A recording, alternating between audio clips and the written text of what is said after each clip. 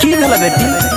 बोल ना किया कने छै नहीं रहबो कोरिया के घर में दिन रात मारत रहै छ की करबो बेटी अब कहना के तो यह घर में गुजारा करे पड़ता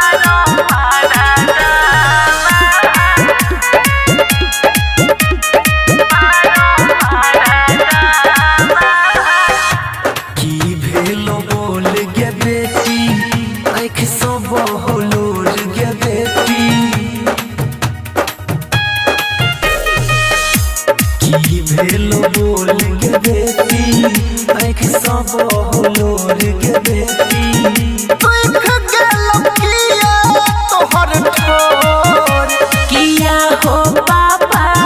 दहेज के कारण रोज मारो मारदावा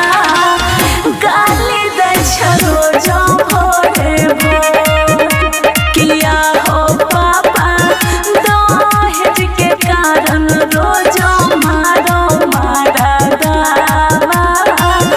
गाली दै छ रोज भोरे भोर दहेज के कारण रोज मारो मारदावा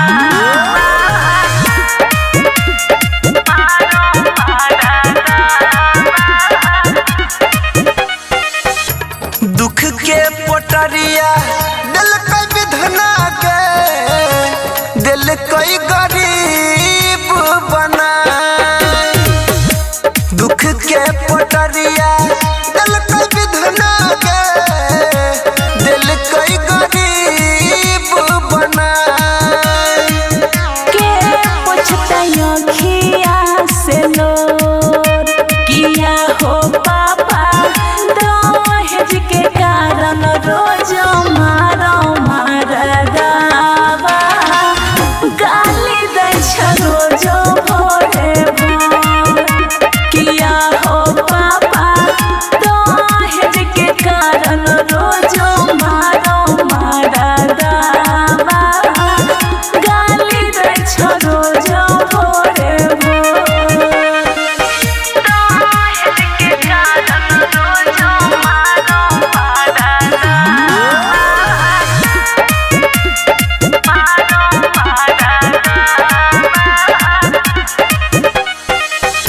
सुख दुख सही के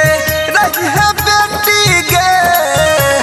भगवान कर तई उपाय सुख दुख सही के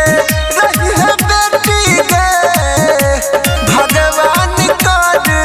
तई उपाय अंकित अनिले भेलै कठोर किया हो